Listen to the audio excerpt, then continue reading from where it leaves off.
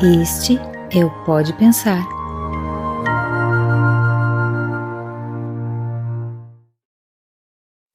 Quem não duvidaria ao ouvir um homem afirmar que passou um fim de semana inteiro com Deus?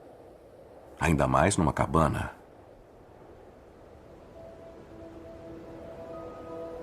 E não numa cabana qualquer.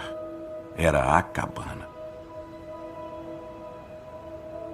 A história que eu vou contar tem um lado muito fantástico. Mas isso não significa que não seja verdade.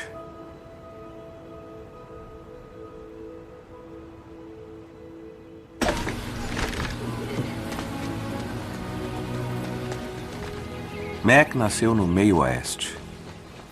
Menino fazendeiro de uma família irlandesa-americana, de mãos calejadas e regras rigorosas. Olha pra mim! Olha pra mim! Oi, escuta aqui. O pai dele era presbiteriano da igreja. Tá olhando o quê, garoto? Bebia escondido. Deixa ele em paz! Principalmente quando a chuva não vinha, ou vinha cedo demais. Ou entre uma coisa e outra. Mac! Acabei de assar uma torta de maçã. Vem comer um pedaço. Não, obrigado. Isso não foi uma pergunta. Olha aqui. Obrigado. Uhum.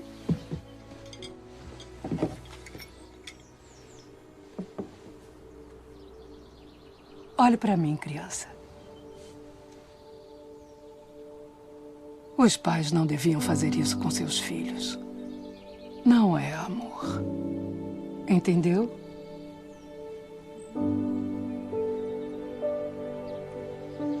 E o que eu faço? Fale com Deus. Ele sempre escuta.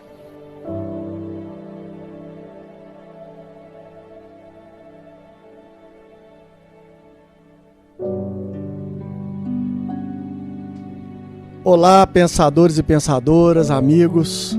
Estamos aqui mais uma vez para gravar o nosso Pode Pensar. Aqui é Guilherme de Barros. Estamos aqui com uma turma muito bacana. Vou passar aqui a palavra para alguns. Nós estamos aqui na casa do Fred, que é o nosso anfitrião. Vai ser o primeiro a se apresentar. Fredinho, seja bem-vindo. Nós que somos bem-vindos, né? Que estamos na sua casa. Sou bem-vindo no podcast, né, Gui? É isso aí, mas é uma honra poder receber a todos aqui em casa para a gente poder fazer esse trabalho, ter esse bate-papo tão gostoso sobre uma obra tão incrível que é o livro A Cabana, a partir da sua versão cinematográfica, né? Então é isso aí, pessoal. Prazer estar aqui. Vamos em frente. Boa tarde a todos. Muito obrigado, Fred, por nos receber aqui, nesse ambiente de família. É com muita alegria que eu estou aqui. Muito obrigado. Seu nome, amigo? César.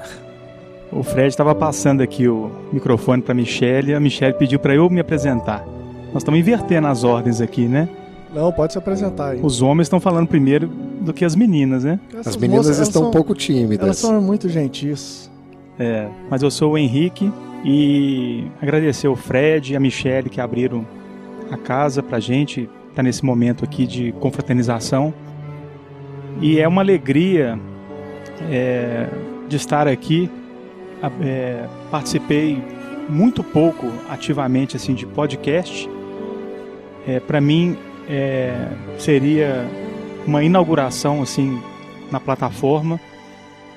Eu sempre acompanhei o grupo, sempre acompanhei os pensamentos e a gente está muito feliz desse momento, estarmos juntos aqui, entre amigos, entre irmãos, sobre uma proposta nova e um livro que realmente mexeu com todos nós.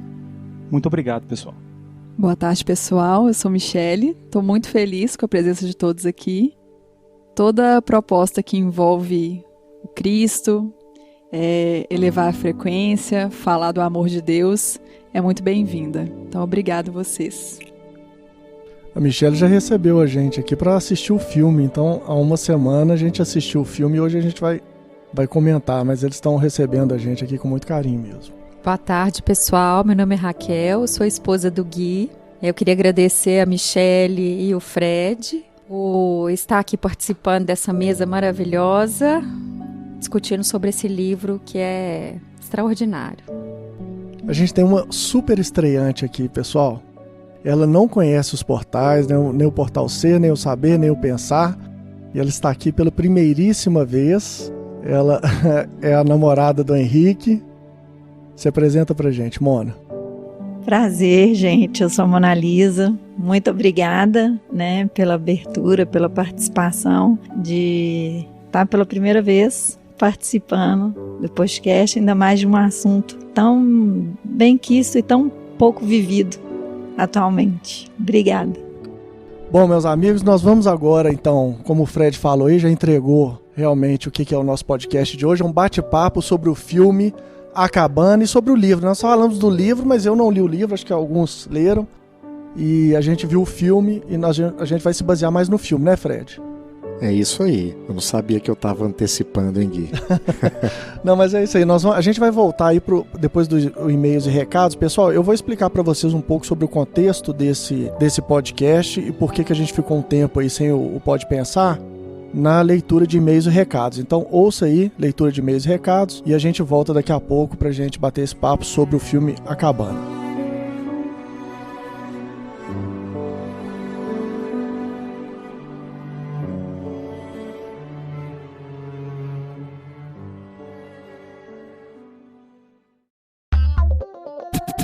Leitura de e-mails e recados. Bom, pessoal, nós estamos aqui hoje, né, para contar para vocês um pouco sobre por que a gente deixou aí o Pode Pensar. Já tem um tempo que a gente não apresenta. A gente está um pouco atrasado também com o novo Balde Pod, com o livro Pensamentos. Mas por que a gente atrasou? E foi por um bom motivo, e eu já deixo aqui a grande novidade para vocês. É que a gente estava preparando um curso sobre leis e princípios. A obra do Balde fala principalmente sobre lei universal, sobre a lei de Deus.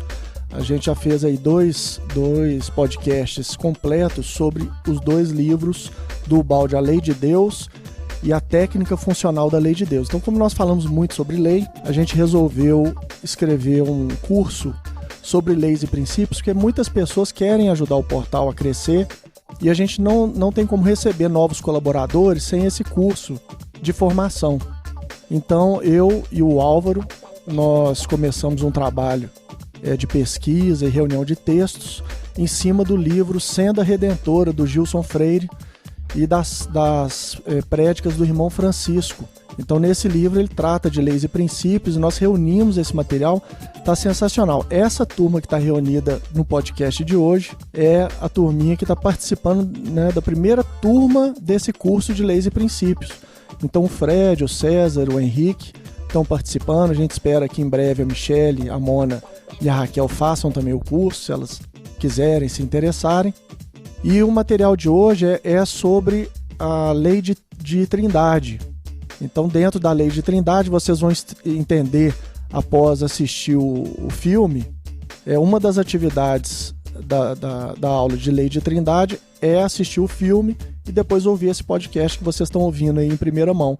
Então vocês já estão se adiantando a esse curso de leis e princípios. Então fica o convite, todos vocês que ouvem regularmente o podcast, em breve a gente vai lançar esse podcast para todo mundo que quiser colaborar, quem quiser participar da segunda turma, e vai ser um prazer receber todos vocês. O Fred quer dar uma palavrinha aqui também para vocês aí. Eu sou um neófito em Pietro Baldi, estou aprendendo com o pessoal, com os amigos do portal, e há muitos anos atrás pude ler a Grande Síntese, depois li a Lei de Deus, enfim, tive contato e sempre, desde então, eu adorei a obra de Pietro Baldi, mas eu realmente ainda não havia me dedicado a compreendê-la com profundidade. Mas eu estou aqui hoje muito mais como um aprendiz do que qualquer outra função, né, para conversarmos sobre esse filme maravilhoso, A Cabana, que faz uma tradução incrível dessas questões da Trindade, da figura divina, do Cristo, do Santo Espírito, né, a partir de uma visão evangélica, católica, enfim. E eu tenho certeza que aqueles que puderam, né, assistir ao filme se sensibilizaram muito. Então eu acho que tem coisas muito legais, muito interessantes para a gente poder conversar sobre essa obra cinematográfica que, no geral, isso não é uma regra, mas que, no geral, para muitas pessoas, o filme chegou a superar o livro, né? Quase sempre, quando a gente tem uma obra cinematográfica baseada em um livro, as pessoas sempre comentam que o livro é melhor. Eu conheço pessoas que acham que o livro A Cabana é melhor, mas a maioria das pessoas com quem eu tive a oportunidade de conversar dizem que o filme é simplesmente fenomenal. Você acha que o pessoal deve assistir o filme antes ou depois do podcast, Fred? Eu acho que vale tudo. Ó, minha sugestão é que vocês assistam o filme antes. Eu acho que vai contextualizar melhor. Bom, vamos para o nosso episódio e tenha uma boa escuta e em breve a gente se encontra novamente em mais uma leitura de e-mails e recados.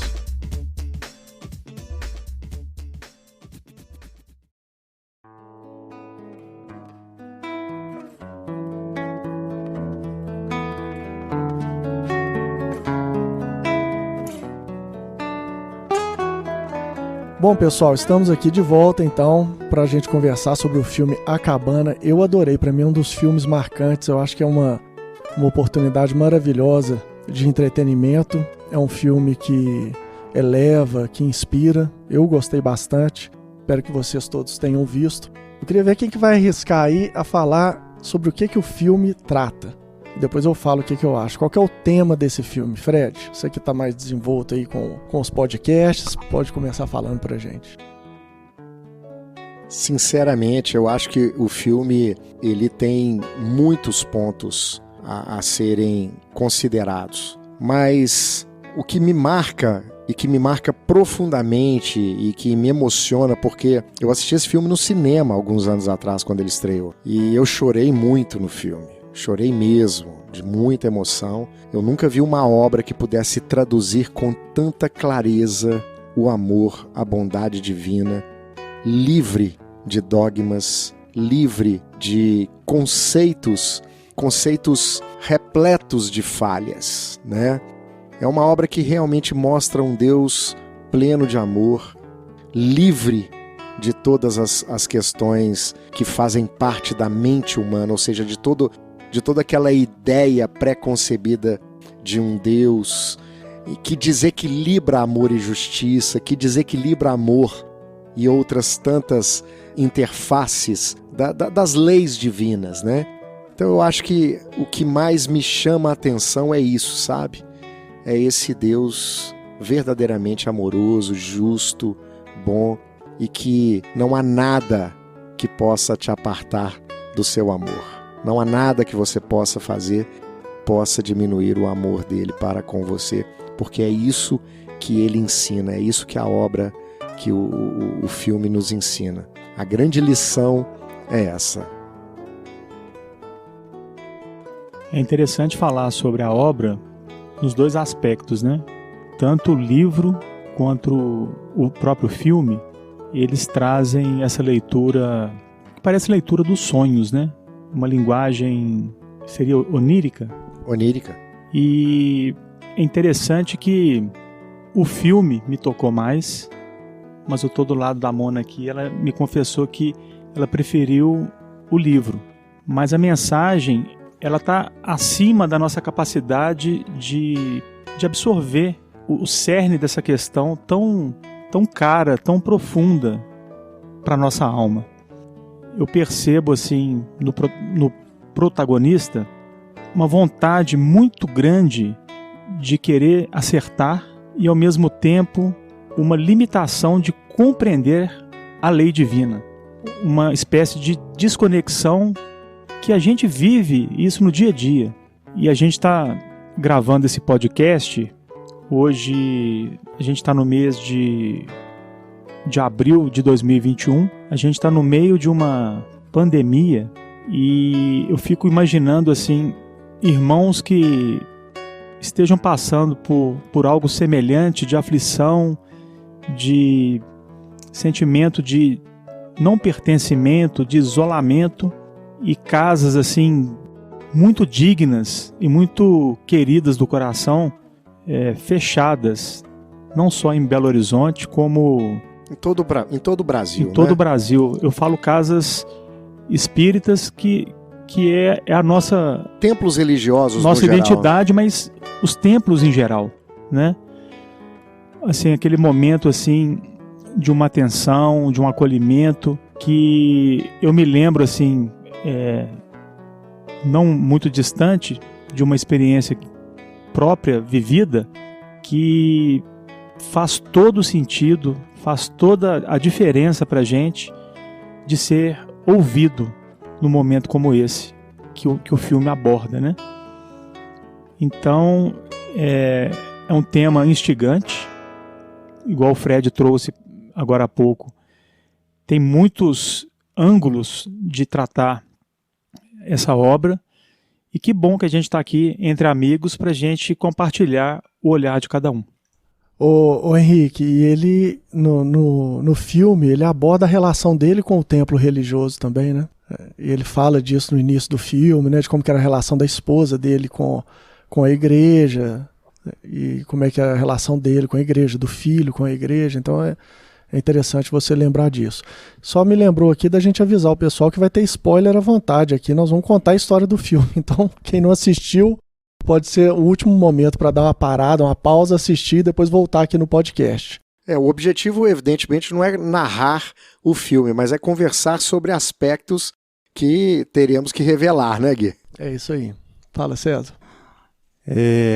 Para mim, que chamou mais atenção, e também já dando spoiler do documentário do escritor do livro, que é o Paul Young, acho que vale a pena também a gente, quem não viu ainda, ver o documentário dele, dando a motivação pessoal, a história pessoal dele. É muito bonito, é tão emocionante quanto o filme, quanto o livro.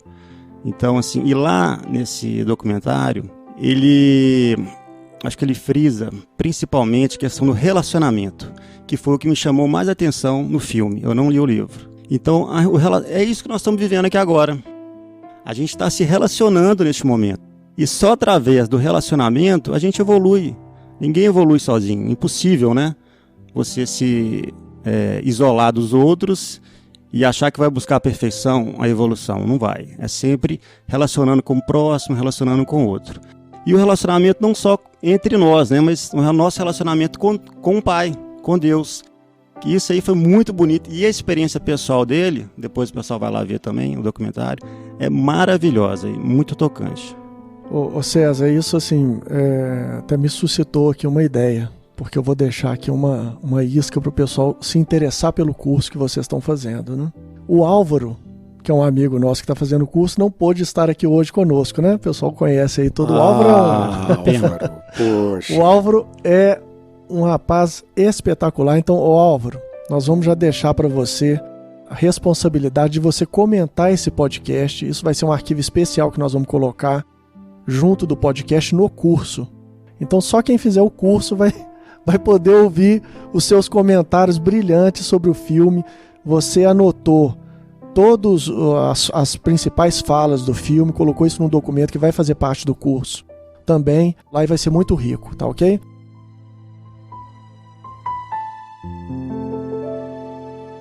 Pessoal, para mim, o filme fala sobre perdão e fala sobre a relacionamento nosso com Deus e como a lei e como o Pai agem na nossa vida para a gente aprender a perdoar. Isso para mim é o tema principal desse filme e para mim foi muito tocante porque ele envolve uma dor muito grande, né? Então a dor que esse personagem, o Mac... A dor de um pai... A dor de um pai. Que perde uma filha, né? Uma dor indiscutivelmente das maiores que a gente possa imaginar. Uma filha que é raptada e que depois é encontrada, o seu corpo não é encontrado, apenas vestígios das suas vestes e tal. Então esse pai entra num processo de dor e de sofrimento muito grande. Mas é um pai que já tem um histórico de uma relação difícil com Deus, com o Criador. Porque ele foi vítima de violência, da violência paterna na sua infância. E logo no início do filme a gente percebe que esse filho né, que sofria da violência com o pai, tentando também proteger a sua mãe, a sua família, aquele contexto familiar. O filme mostra uma cena em que ele coloca algo na bebida do pai. O pai tinha um problema com a bebida. E aí então a gente tem ali, né, um corte, e a gente vai então para o futuro, onde ele já está adulto.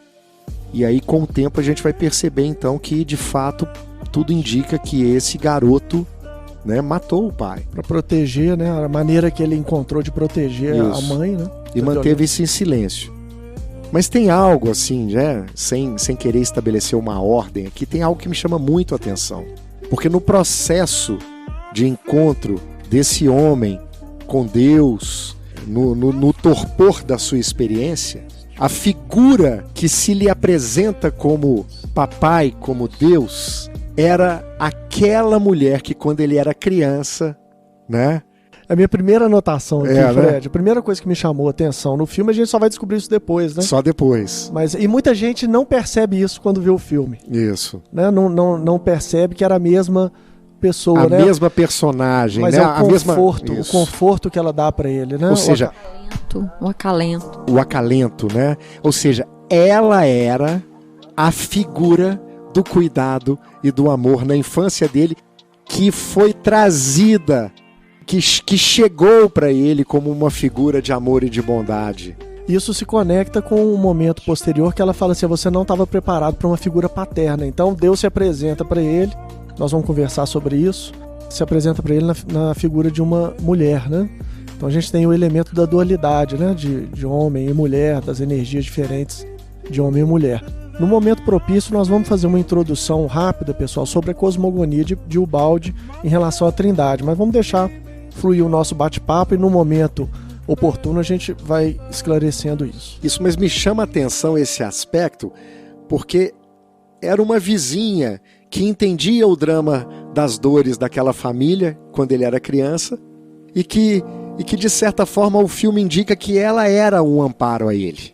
E ela a convidava à oração, né? Porque ele diz no início do filme, como criança: eu não posso fazer nada, eu não consigo proteger minha família. E ela lhe serve uma torta de maçã, alguma coisa assim, e diz para ele: olha, ore, faça suas preces, busque a Deus. Ela dá o conselho da prece, né? Então, essa figura, quando ela ressurge como imagem de Deus, né, para ele, indicando que aquilo era o registro de amor e de bondade que existia dentro daquela alma. Deus, né? serve as criaturas através das próprias criaturas. Né? Muito lindo. É isso aí.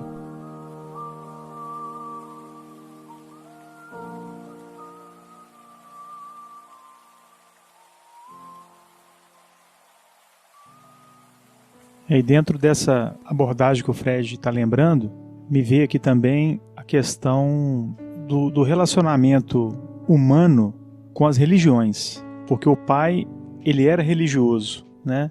Eles tinham o hábito de frequentar a igreja em família, e essa questão com esse trauma que o Mac, na época como filho, né, na obra, esse trauma dele em relação ao seu próprio pai se dá muito na questão da religião, porque ele via o pai conduzindo a família para um templo, mas o pai tinha suas limitações, suas dificuldades, e era uma espécie de falar uma coisa e apresentar outra.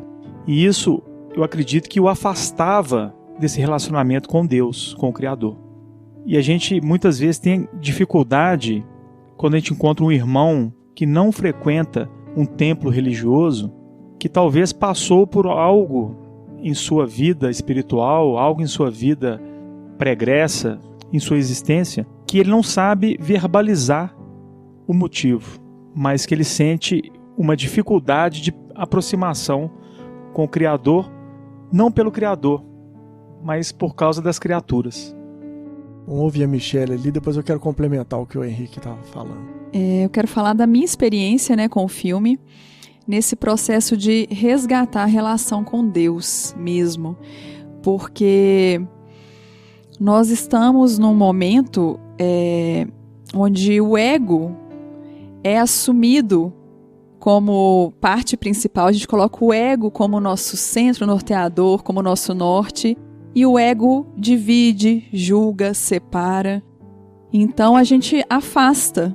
E esse filme veio colaborar com o meu movimento de resgate da filiação, de me sentir mesmo amada, digna, merecedora. Porque de Deus para nós, da lei para nós, não tem erro, né? Não há afastamento. E a nossa consciência, quando nós estamos no desvio da rota, é que se afasta de Deus. Então Deus é amor o tempo inteiro. E esse filme me ajudou nesse resgate dessa filiação. É isso mesmo, Michele. Na cosmogonia da queda de Ubaldi tem exatamente a ver com o que você está falando, né? A queda é da nossa parte. Nós que colocamos a nós mesmos no centro, tiramos Deus do centro, então nós nos afastamos de Deus e dessa distância surge a dor e o sofrimento. Ô Henrique, tem duas falas logo nessa parte inicial do filme que me chamaram a atenção. Duas interações, na verdade, eu não lembro exatamente a fala, mas uma é na hora que ele está levando uma surra do pai na árvore. Vocês lembram desse episódio, né? E aí, em alguma coisa que o pai fala lá que faz entender o seguinte: a culpa é sempre do outro. O pai culpa ele por ele estar apanhando. Isso é um elemento importante para o desenvolvimento da ideia, eu acho. Sempre olhando para o externo. Fala aí, Michele. Sempre virado. Mineira, esse olhar para fora, né, para o externo, que é um movimento que a gente está precisando resgatar, de voltar para dentro e entender que todas as respostas, os movimentos, só cabem ao nosso íntimo, né? E a gente está sempre apontando fora. E o perdão tem a ver com isso, né? Porque o primeiro movimento de não perdoar é achar que a culpa é do outro. Exatamente. Aquela fala, inclusive, é maravilhosa que ele fala, né? Eu não tô falando para você ter um relacionamento com a pessoa que te fez mal, mas para você largar o pescoço dele. Isso. Lá no final do filme vai falar sobre isso. É muito lindo. E a outra coisa é uma fala, essa eu anotei, fala assim: a dor nos força a fazer o impensável. E esse é um outro, para mim, aspecto importante no contexto do perdão. O Henrique falou aqui, nós ignoramos a história das pessoas que nos cercam, às vezes dos mais próximos, né? O meu pai me conta histórias de dor que eu não sabia há 5 anos atrás. Então a gente não sabe o que passou uma determinada pessoa, que levou ela a praticar uma determinada ação, né? Então, isso é muito importante para o filme também, né, Fred? Sem sombra de dúvidas, né? Eu resgatando, inclusive, na sua fala, na fala de vocês, né? Aqui agora, aquele trecho que eu citei de Deus surgir como uma mulher, ele se espanta com isso. E aí Deus, o papai, diz assim: depois de tudo que você passou, de toda essa dor, de todo esse trauma, de todo esse sofrimento que você carrega aí, ó, e que ninguém sabe o que você fez, mas eu sei, né? Tô traduzindo aqui, né? Eu achei que não ia se dar bem com o pai, por isso que eu apareci para você como uma mulher, né? O cuidado, né? O cuidado. A delicadeza de Deus em se apresentar como nós vamos poder recebê-lo. Ou seja, fazendo aquilo que seria bom para ele naquele momento, permitindo com que ele dê conta. E mais tarde, inclusive, Deus se apresenta numa determinada situação como um homem para ele. A gente vai falar sobre isso. Como um homem, porque existia um momento em que a figura, a força da potência, da polaridade masculina seria também importante naquele processo dele. O Guilherme falou, às vezes a gente não conhece as dores e os sofrimentos de quem está próximo da gente, e tem muito a ver com a visão do Paul Young, que eu acho que cada um tem a sua cabana, né? Por que o filme chama a cabana, né? Então, assim, para ele, né, e acho que fica claro no filme também. Por quê? Por quê, César? Antes de você avançar, explica aí, por quê? Não, ele faz uma analogia muito interessante, que ele fala que nós vivemos, e a Michele falou isso também, numa fachada, né? O nosso ego, aquela persona que a gente cria. Mas a gente tem a nossa cabana, que todo mundo tem a sua cabana. Esse é o mundo íntimo, né? O profundo da alma. E geralmente essa cabana, ela tá escondidinha ali, né? Eu tô fazendo uma visão, uma interpretação minha. No mato ali, no meio das árvores, ninguém pode ver. Porque geralmente ela pode te envergonhar, ela vai te fazer passar dificuldade, você vai ter que se despir perante os outros, né? Então, todo mundo tem sua cabana, todo mundo tem o seu sofrimento. Acho que ninguém escapa disso. Alguns mais, outros menos. E o movimento que ele faz, né, o Mac faz, o autor fez esse movimento, foi sair da fachada, e tem muito a ver também, acho que depois a gente falar com a lei de trindade de Ubaldi, sair da fachada e ir para a cabana. A nossa cabana. E aí chegar na cabana, nós vamos ter o que fazer, nós temos que arrumar a cabana. Você vai viver na cabana imunda, suja, fria, quebrada, e deixar a fachada de lado, né? E reconstruir a nossa cabana, reconstruir o espírito, que é isso que todos nós estamos precisando, né? Só colaborando com o que vocês falaram aí, a ideia do julgamento, né? Por isso que é tão desafiador tão complexo a gente se colocar na posição de julgar, porque só cada um sabe de cada lágrima que escorreu, né, na face. Só cada indivíduo sabe do tanto que foi desafiador o seu trajeto. Então a gente não tem como estar nesse papel de julgadores porque a gente não sabe da dor do outro. Ô Michele, e os dois temas principais da obra de Ubaldi, né, distribuídos nos 24 volumes, o primeiro é a lei, que a gente já comentou, e o segundo tema principal da obra é a dor. Ubaldi, os dois temas principais da obra dele é a dor e a lei. Então esses temas são importantes aí no filme também, né? Pessoal, sabe uma coisa que me chama muito a atenção no filme, em toda a obra, desde o momento em que ele tem um contato com o papai? É quando Deus diz em diversos momentos para ele que gosta especialmente, né?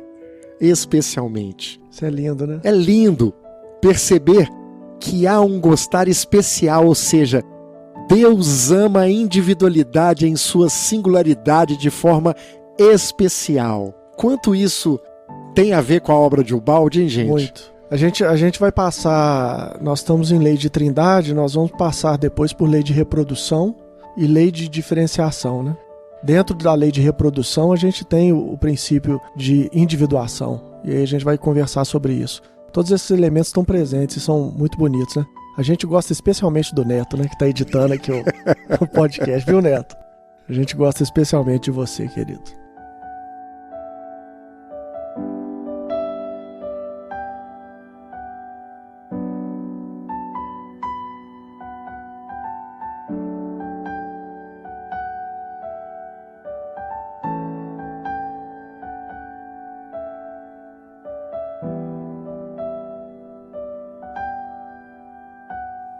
Bom, pessoal, vamos seguindo a direção do filme. Uma coisa que me chamou a atenção também é que a narrativa dessa grande tristeza, que é quando ele aborda, né? Vocês lembram, não sei se vocês vão lembrar disso, no filme ele tá na igreja e aí ele olha.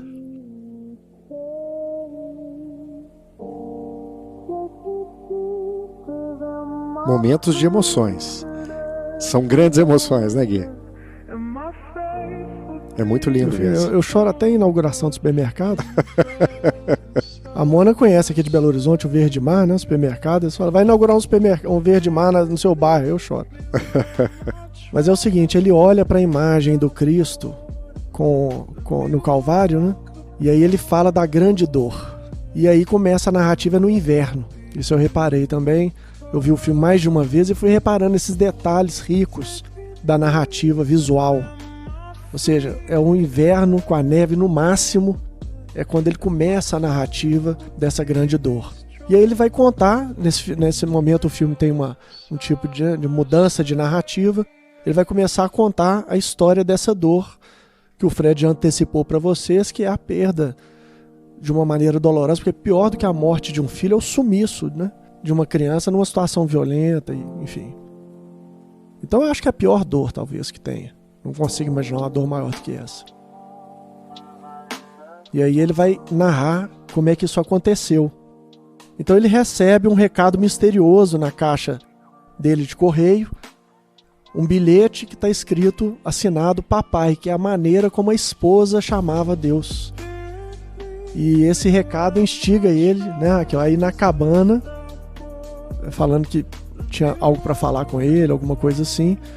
E ele então começa a decidir que ele vai até a cabana onde ele encontrou o vestidinho da filha, ele vai até essa cabana para poder descobrir o que aquele recado significa. O recado é um convite de Deus. Para mim, simbolicamente, é o momento em que ele chega no fundo da sua tristeza. E a maneira como é que ele recebe aquele bilhete, né? Ele está preparado para o pior.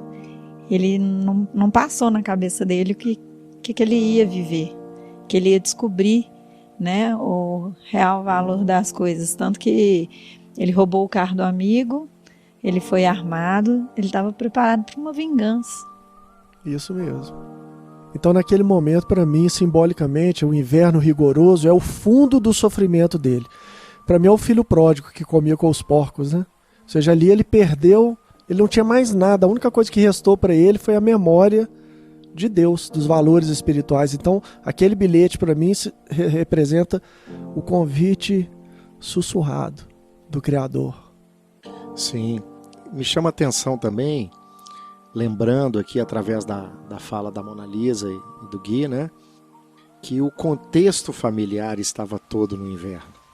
Os filhos estavam sofrendo, especialmente a filha, que se sentia culpada e responsável por ter causado, de certa forma, indiretamente, a dor da família, por ter chamado a atenção através de uma brincadeira que ela fez num lago. O barco virou, o pai foi dar atenção àquela circunstância e foi nesse momento em que a filha foi raptada e levada. Então a garota se culpava.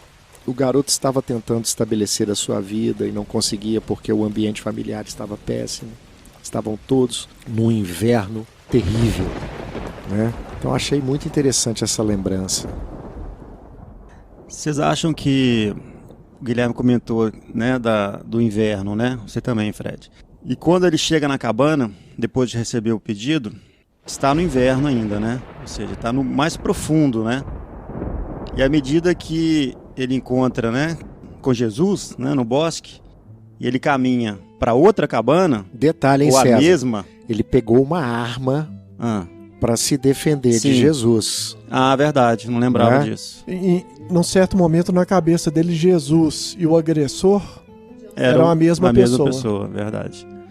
E quando ele vai caminhando para outra cabana, aí muda completamente, né, a estação, né? Aí começa, né, o ambiente florido, cálido, aconchegante, né? E em inglês tem o verbo to check. Check é a cabana em inglês. Eu não sei se é uma gíria, mas eu não sei se lá seria se é muito polido falar, mas é uma gíria, mas o verbo existe. To check é viver, é conviver ou coabitar com alguém como amante, como se fosse um companheiro. E eu acho que aí eu fiz essa analogia, porque é como assim, aí ele vai em direção à Trindade, né? E muda o ambiente todo, sem saber, ele tá o quê? Ele tá buscando a convivência, né? A aproximação com o Pai, né? Com Deus, com Jesus, com o Espírito Santo, né? Aqui cabe a gente falar rapidamente sobre esse aspecto da Trindade em Ubalde.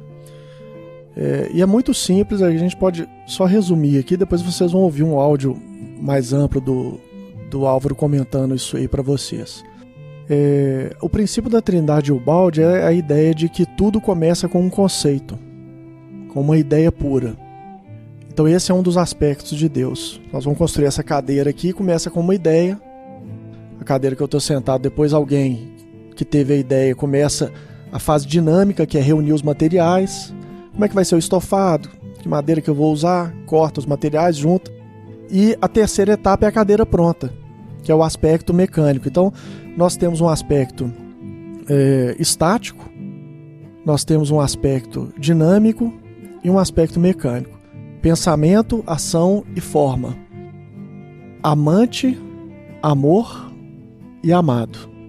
Então é isso que o César está falando, né? Nós temos a ideia de Deus como o amante, o amor, que é a manifestação, a ação, e o amado, que somos nós. Então, essa é a ideia básica da Trindade em Ubalde. Só para a gente retornar um pouco na história, eventualmente alguém pode não ter ouvido ou lido o livro ou visto o filme.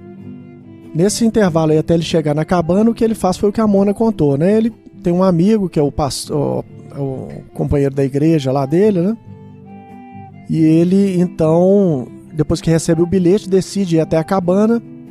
Ele pega o carro do amigo e sai. O amigo queria se dispor a ir com ele, mas ele vai sozinho. No caminho ele passa um perrenguezinho lá, né? Quase sofre um acidente e tudo. Ele passa por uma cachoeira, né? Na verdade ele conta essa história, né? Aí vocês vão me ajudar aqui. Ele conta a história durante o inverno. Na história que ele conta da filha, do sumiço da filha, tem esse ponto importante que é o da cachoeira, né? O que a gente pode comentar sobre esse aí? Porque depois a gente volta pra cabana, que é quando ele chega lá na cabana e vai ter a experiência dele com a Trindade.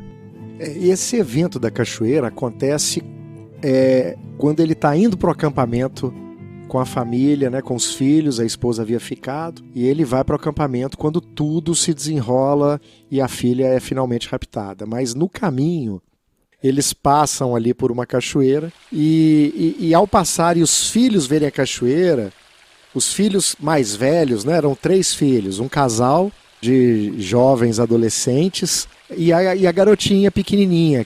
A Missy. A Missy, né? Enfim.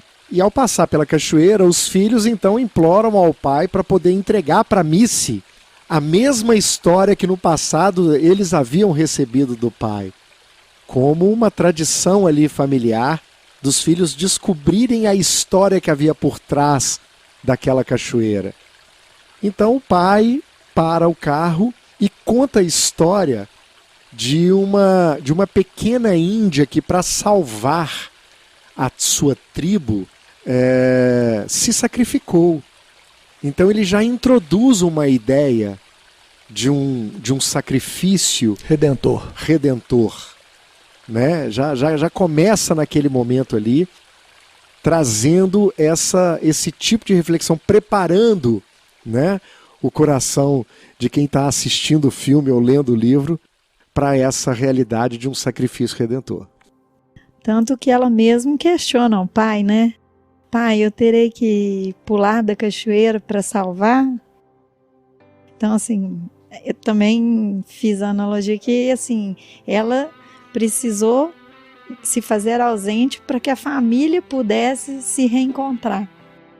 Gente, eu acho que esse livro, ele tem esse filme, o próprio filme, eu não li o livro, ele tem mas tantas reflexões profundas. Existem tantas mensagens que não estão assim tão óbvias. Essa é uma delas. Interessante que me veio aqui a história de um fato real de um amigo que tem vivenciado uma dor profunda em relação a um tratamento de saúde e que tem transformado a família de uma forma assim divina, através da dor. Ô Henrique, eu até tenho que comentar aqui em relação à minha família também, né?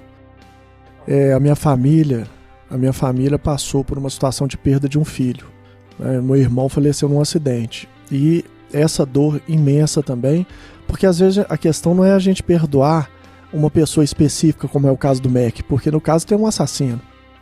Às vezes é uma situação da vida, um acidente, como foi o caso do meu irmão. E às vezes a gente também não perdoa esse tipo de situação. E na minha casa a gente teve a sorte também de passar por uma transformação construtiva, porque existem duas formas de transformação: a transformação destrutiva e a transformação construtiva. E a gente teve essa sorte também, né? E quando essa dor não transforma? Quando essa dor ela acaba enrijecendo mais a família. Quer dizer, ela desestruturou a família, né?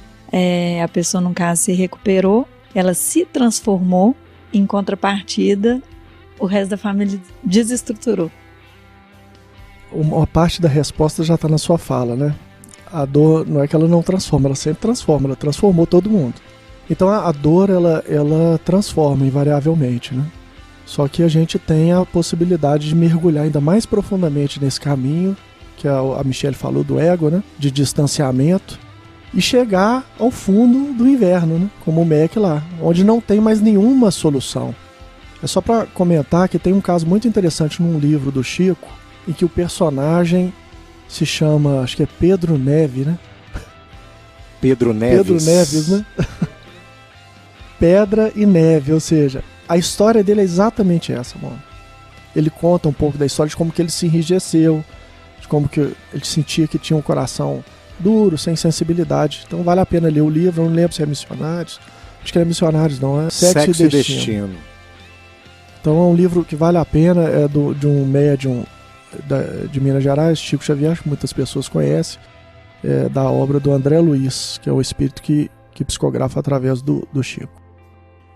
Estou me lembrando aqui, nesse questionamento que estamos fazendo, né, do momento do filme em que o Mac recebe um convite de Jesus para fazer a travessia no lago, e tem todo o contexto nessa passagem que ele vai na frente de barco, sozinho, e no meio do percurso ele para e os pensamentos começam a brotar de uma forma assustadora no próprio barco, causando primeiro uma espécie de barulho, depois o barco começa a trepidar e por fim a cena começa a entrar uma água escura dentro do barco que iria fazer com que o barco afundasse.